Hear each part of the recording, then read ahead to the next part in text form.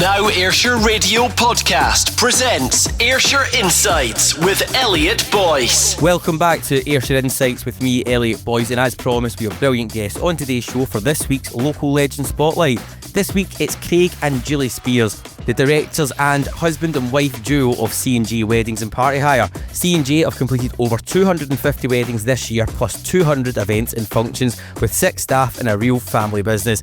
Feel we're going to go behind the business to find out all about the entertainment industry. Craig, Julie, a massive thanks for coming on the show today. Thanks, Elliot. So before we find out about how it all started, we want to know more about you two. So first of all, go to you, Craig. What do you prefer, an 18th or a 40th? My age, a 40th, definitely. What about yourself, Julie? A 40. Dance music or a ceilidh? A dance, very dance, aye. Dance music. And a race night or a quiz night? I cut my teeth doing race night, so definitely a race night for me. Tune in live every Sunday from 10 a.m. for Ayrshire Insights with Elliot Boyce. Only on Now Ayrshire Radio. Now we're hearing how it all began. So Craig, where is it you grew up? Irvine, Girdletone, Irvine. What about yourself, Julie? Irvine and Girdlesole. So both you, Girdle. Well, from the Girdle in Irvine. So Craig, what jobs did you do before you started your business? I had a selection of jobs before. I started mainly in retail to start with. Then went to the Magnum, was a lifeguard at Magnum for a number of years, and I moved into some car sales with Arnold Clark and stuff. So always being relatively public facing? Yeah, always customer facing roles for myself. And Julie? I've worked with entertainment and pubs, restaurants, all that sort of thing. So when you say that, whereabouts? Was that with the kind of bigger chains or was it just locally?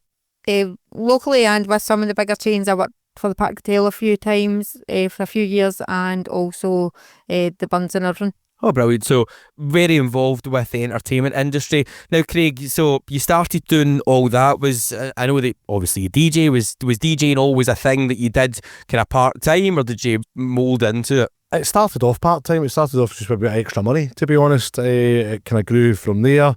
I decided to go full-time with it for a while, and it was working. It was going really well for myself. We managed to get really good connections and relationships built.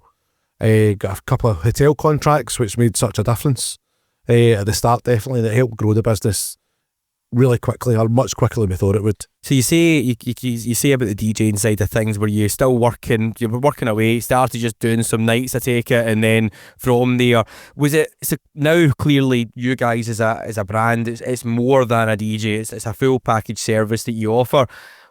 How did that start? Was it initially just DJing, going with a decent setup, and then growing it from there? Absolutely. We started off DJing, and we seen other companies and what they could provide, and really wanted just a bit of that.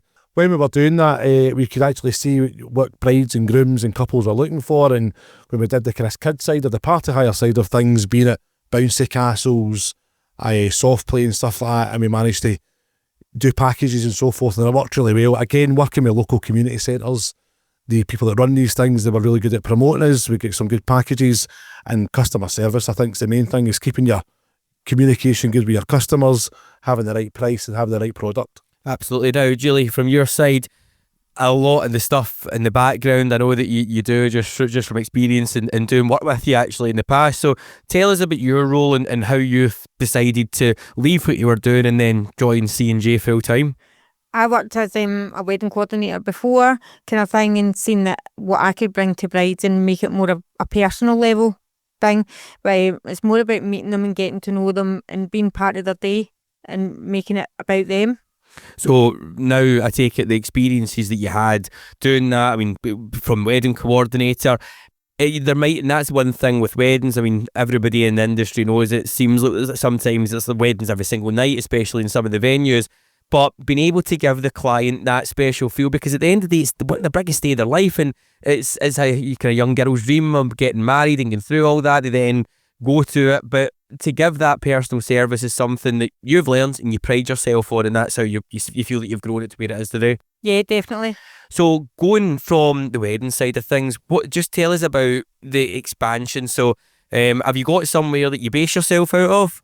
Yeah, we're based in Colwyn, down at the Nethermeans, where we've got our showroom and a large warehouse area and the office area, which definitely helps the bride and grooms to be able to come, sit down.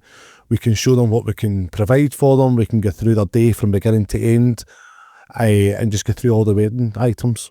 And do you think from you through growing up and stuff like that, did you always have a feeling of wanting to be self-employed rather than working from somebody else, or did you just naturally progress into that? It was more of a natural progression. When we started doing it, we worked for several employers over the years, some very good and some not so good. And I don't know if I could ever go back and work for somebody again. Now I'm self-employed. Be able to do, and the thing being, and we'll find out about this very soon, but the one thing about being self-employed is you're everything, and you can be director, DJ, you're covering something on a Saturday night, to the cleaner in the morning, getting in and making sure the place is it. It's a lot of responsibility. Definitely, it's discussed as the many hats, that you're the accountant 1 minute, you're the marketing manager the next minute, you're meeting the customers, you're then out driving the vans, packing the vans, washing the vans, all aspects of the business in the time, but again trying to keep back to the good customer service and providing the service that we want to provide. Absolutely right. We're going to talk about the big wins and the big lessons just after this. This is the Ayrshire Insights Podcast with Elliot Boyce. Now, I've heard about the early days. Now let's talk about the business journey. So Craig, tell us, what was your first big win? I feel our first big win, Jill and I kind of was discussing that, would be when we took on our premises and we got the showroom, we got everything together because we were in containers before and we kept stuff at our home, but we managed to get it all to the one place. We had that office space, we had that showroom. It just showed the growth and where we came from in a reasonably short space of time. And on that, right, obviously husband and wife living together, working together, the challenges that naturally face with having a family business, and not just that, I know that you've got kids, you've got other people involved. It really is a family business. See, having that space, that workspace, that workplace, do you feel that you can kind of keep a bit of a separation from work and personal life? Even not walking in and you've got bags of lights and speakers in the hallway. It must be a massive benefit for that home life work balance. It's definitely something we try. It doesn't always work out like that, unfortunately. You get really busy periods that you're taking it home with you, but we do try to get in. It's definitely for the equipment side of things. It's no like in the back of cars or the back of vans that we've got places for things to be kept. That helps. But the office thing, we do take it home with us at times. We try not to, but it does definitely help. It also the part as well, when you're in this industry, you've got the constant, and Julie, from your time in wedding coordinator, people they might have an idea in their head, they'll want to speak to you at all hours, and those tend not to be business hours because they've got their own lives as well. How do you find that? Sitting at dinner at night and the phone's going 6-7 o'clock at night and having that conversation constantly, are you able to manage it? Do you have it? How do you deal with it? Do you invite them in? How do you manage your day-to-day life? Usually we can manage it if they do phone me at like night time and stuff, because people do work different hours. People text me at 10 o'clock at night, phone me all different hours. People work night shifts, all those kind of things. So it's about getting them. Usually I manage to speak to them, have a chat with them, find out what they're looking for, and then invite them into the showroom and we have a face-to-face chat then. And that's something that you didn't have before. It was never meeting at venues or meeting at different places just to try and have that. Now, through your time, you've had some big wins, difficult days as well. Craig, what would you say your hardest day's been? Our hardest day, I like everybody that's told you before, Elliot, is COVID. Definitely COVID was a worrying time for us as DJs and entertainment world because it affected everyone. But probably talking to Julie about this as well, recently we were dealing with one of the largest providers for decor, for wedding decor, and they were into liquidation with a lot of our money. So it was a kind of scary, worried time to keep our business afloat, that we had promised bride and groom certain items, and then we're just trying to kind of feed back from there. Really difficult, right? And COVID's something that comes up kind of week in, week out in the show, and it was a horrible time for a lot of people.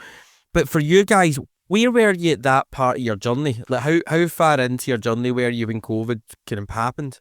Really early on for the business side, we didn't have the premises. We had the paperwork in hand. We were meant to give it in the week after, and then all the council buildings closed. So we missed out on funding and grants and stuff because we didn't have premises. So we kind of fell between the gaps as well, which was quite difficult at the time. Now, talking about companies getting into liquidation, it's something that It's a horrible thing for anybody, but there's always people, and you being a supplier as well, and a customer of, and transferring funds, there's not really any protection for that, or it's something that's really untoward, especially when you've got relationships with people who would have been at the helm of it. Understandably, that sort of situation isn't something that anybody wants, even from directors of that company. But you're left in a difficult situation. How are you managing that? How do you ensure that cash flow and business is strong? And when you're dealing with situations like that, you've got protection in order to be able to serve your customers. Definitely. I think we have to look at each customer base by base and what we've promised them. And we're lucky enough that we've now got a relationship built with the direct suppliers in China, and we're getting it directly from them. But we're having to look to see what we've ordered, when it comes, so when we need it for, and ordering the things in the right order, where before, this large order was meant to arrive in July last year, or this year, sorry. It had not arrived, and we're just having to look at it and do it bit by bit. So we have got there, and we will provide everything we say we're going to provide, just not maybe the timescale we hoped. And also the cost to you guys. I mean, from that situation, if somebody's listening just now and they don't know what happens, you've parted your money, understandably, with somebody going into liquidation. Do you just get that back? No, none of it. Absolutely none of it. Is there not any with administrators getting in? Is there anything to the pound on it? We went back to the bank and we've asked them, and they can investigate it. But if the money's not there, I suppose they can't get the money back from them either. Really, really challenging, and it shows the hard days. Now, you talk about the price points, and I think weddings in general, as somebody that's just recently been engaged, it's been something that we've been looking into in terms of weddings, and from somebody that's also been in the entertainment industry and DJing, you really get a bit of a shock when you look out and go just at the overall price of it. Massive day for people. How do you feel that you price yourself right in the market, but also with the challenges that economically, with your national minimum wages, your employers' national insurance, all the things that come attributed to a business, that and all the other challenges that you've got, whether it's dealing with suppliers and the cost of it, how are you able to control the price and work in line with the industry, especially with the overheads that you've got probably been higher than somebody that might just be out doing mobile DJing? And I think it is about that, Elliot. It's looking at what you're providing the person and the securities of being a larger company, that we have got more staff, we have got more the items, and we've got silly things like having 2 vans on the road, not just one. So if one goes down, you've got another one there. You've got staff if they're sick, you've got someone to cover it. So it's not all about the actual event itself, it's about giving the security to the customer that you can provide what you're saying you'll provide. Absolutely, and you're right when you say, I mean, it's such a big day for somebody, and having a phone call the week before or the night of, I'm really sorry I can't make it because something's not well, just isn't something that's palatable for anyone. Now, getting into your business, and I know from dealing with both of you that it's a big family business. Talk about what is C&J Weddings and Party Hire. You've got yourself, who else is part of the business, and how does that operate? So as you say, it's a very family run business. We have our 2 sons involved, Connor and Morgan. Connor's works throughout the whole business. He'll DJ with us now, he drives the vans, he'll do the photo booth shifts and stuff. Morgan's a bit younger, he's just passed his test, so he's managed to do a bit of the run about for us and so forth. And then we've got some DJs with us, we've got friends that'll come out and do the photo booth shifts and help with the decor. So it is really family and friends mainly, plus a couple of full-time employees. And how do you find that? I mean, see, it's maybe hard enough, husband and wife duo, but then the kids, everybody living in the house together and all being part of it. How does the dynamics work? I mean, what's it like at the dinner table? Challenging, to say the least. We try not to take it home with us, but of course we do at times. And that's personal, but taken to the work and the work taken back. I think I might have sacked my younger son once a week for the last 6 months, but he's back the following day. Absolutely. And Julie, have you ever tried to get rid of him? No, not yet. Not yet. There's still time. So going into the challenges in running the business. So Julie, from your side, I know that you're involved in the background side of things. How do you find the challenges in managing all the DJs? Even I know Craig's out working on Saturday nights, but fundamentally trying to pull all that together, making sure the diaries are getting worked. But you've also got resilience. I mean, Craig mentioned about the securities, like you might have a number of DJs out for you. Somebody phones in sick, it's not just as easy to just go, I need somebody to go and deal with that wedding or that 40th. And how do you manage that? we've got, to be fair, we've got a good pool of DJs that work alongside us. We've got a few people that are trying now and have somebody like maybe on standby in case if we are really full, just to make sure that there is always somebody there. You don't want to let a client down, so you need to make sure that there's plenty of people there and people there that are willing to step in. Now, we talk holidays, right? So we've spoke about the dinner table and bringing it to it. With you two being at the forefront of it, not really any, as much as people helping you out, not really any back office support apart from the both of you. Whenever you do find time, which I know would be rare, and to go on holiday, how is it you manage that whilst being away and trying to keep everything afloat?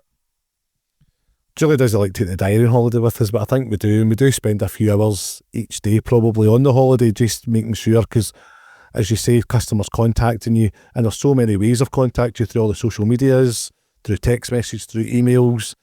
We do explain we're away on holiday, but you do spend a bit of time on holiday, I think, these days. Absolutely. Now, one thing, Craig, I know that we've actually discussed this previously about the digital revolution and the fact that you still have your paper diary.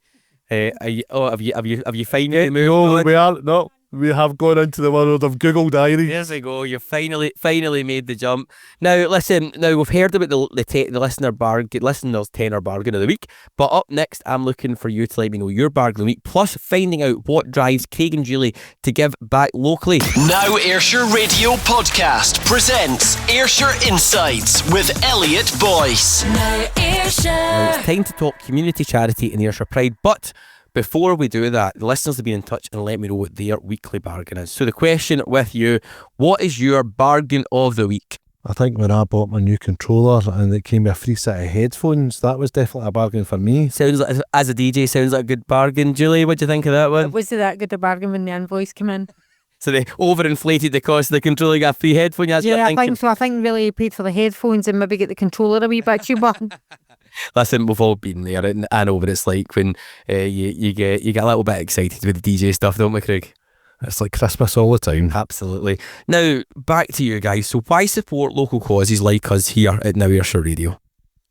I think it's a two-way street, isn't it? If you support local causes, they'll help you back. Everyone's trying to do their best for everyone and enjoy life, I suppose. Absolutely. Now, from Julie, what do you think that local feeling means to you? Local feeling is nice. It's nice when you're out and about and you meet like maybe previous customers, bride and grooms and Tesco's, and they just say hi, how are you? And sometimes it's more of a friendly chat kind of thing, or you get other people saying, oh, I booked you for my wedding, or that's such and such that's booked kind of thing. So business in Ayrshire, you're seeing people from Ayrshire just kicking around in day-to-day life. It must be quite a nice thing, especially brides that you might remember from a number of years ago. Then when they tell you, you married me you were there at 10 years ago, you go, was it that long? Yeah, you're right there. It's like sometimes when we actually look back and people send us their anniversary pictures and you think, oh my goodness, that was like all those years ago. I had a bride last week who's 4 years married. And it's just to think, oh really? Was that 4 years ago? And it starts making you realise that you're just not getting any younger, Craig, is that right? Definitely. So, talk about giving back and impact and locally. What's your business done to impact the local community? Well, we live in Colwyn, so we do support the local football team, the Buffs, which is a great thing to do. We also support our local community larder. Everyone needs a wee bit of help sometimes, and they're definitely a great cause to help. A great thing as well, especially how much the local community's done for you and growing your business, but giving back as well. And as you said earlier, it is a two-way street. Right, we're going to finish strong with a fun round and find out what's next for C&J Weddings and Party Hire just after this. Tune in live every Sunday from 10 a.m. for Ayrshire Insights with Elliot Boyce. Only on Now Ayrshire Radio. Now Ayrshire. And it's now time for 5 fast ones. But before we get started, when it's two people, we like to do it with a twist. So, Julie, I'm going to ask you to leave the studio, please. And Craig, you're going to be up for the question. Thanks, Julie. Right. There we go. The door is shut, the headphones are on, and Julie is outside. So, Craig, Julie's left the room. We are looking for you to answer the 5 questions, the 5 fast ones, telling us about you, and we're going to see how well your wife, business partner, and soulmate, how well she knows you, right? So I don't want you to think about it, just shout out the first answer that comes into your head. Are you ready to play 5 fast ones? Go for it. Favourite takeaway? Chinese. Song that always lifts your mood? Back in a bit of Rick Astley. Best thing about Ayrshire? The locals and the friendliness of friends and family. Weirdest moment at work? Sometimes the family politics at weddings can hold out. I think you're definitely holding back there, but listen, we'll go with that. And last question, who plays you in the movie of your life? Oh, Ryan Reynolds we'll go with. Right, okay, so Julie, come back into the studio, please. There we go, I've chapped the window, she's walking in, headphones going on, there we go. Right, Julie, we have just asked 5 questions to Craig. You've got to guess what you think Craig answered about Craig, alright? So, okay. What do you think he said his favourite takeaway is? Chinese. I'll give you that one, it's correct. A song that always lifts his mood. Rick Astley, Never Gonna Give You Up. You got half of it right. Together forever. There we go. Best thing about Ayrshire? The Magnum.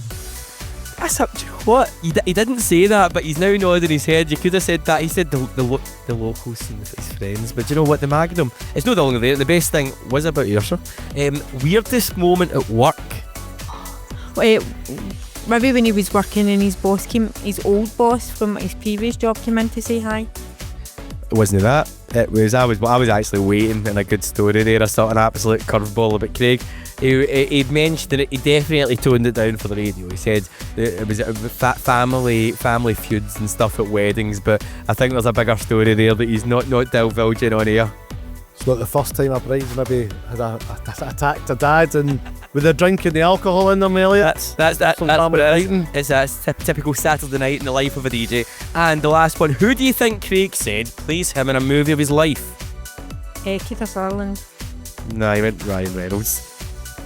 But there we go. Look at that.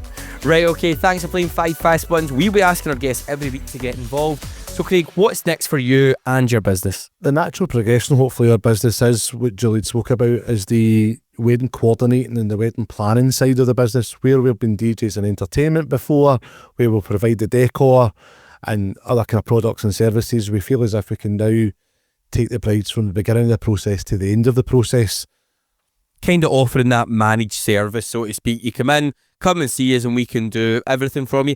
Is it something as well? I mean, even if somebody came in and came to you first and was looking at venues and maybe offering that and working with places, showing different angles in terms of what they could do?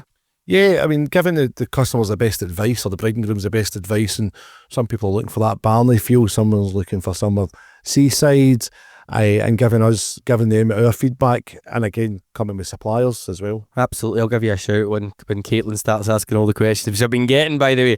Get engaged. You think it's going to take a little while until it starts. It does not. As soon as that question gets asked, the wedding plans are out the next day. What's one thing that you hope for Ayrshire's future? Growth and sustainability within all businesses. Now, there is something we'd mentioned earlier on in the show, that if every resident of Ayrshire was to give £1 per week to a local business, it would raise the local economy by £19 million. £1 per week can give back £19 million, and it just shows how good it is and what you can do to give back locally, and just that small bit of investment, and that's just coming from every resident, and for it being just £1 per week, what that can actually do to the local economy, and all give back to local people, local suppliers, and of course local jobs. Now, before we finish up, you must have some final shout outs and thanks. Who would you like to thank for your time along your journey and the people that have supported you through it? Julie's looking at me and I'm looking at her. There's so many people to thank, to be honest, Elliot, from the beginning of our journey. Really close friends who have come out in the pouring rain and helped move stuff about, and more recently, other friends and family members that have come out and worked for free to help us move the business along. Our kids, all 3 of our kids, will come out and work and try hard with us and come along the journey with us as a business. Absolutely. Now, really appreciate you guys coming on the show today. Now, before we finish off, I'm looking for a big anthem. So, Craig, since you're the DJ, you've got to give us the big anthem to round it off. What is your final tune of the week? At the moment, the biggest dance and the biggest floor filler anyway has got to be the Glen. Right, we'll play it. Craig, Julie, a massive thanks for coming on the show today. Thanks so much, Elliot, for having us. This is the Ayrshire Insights Podcast. Never miss an episode. Hit subscribe now.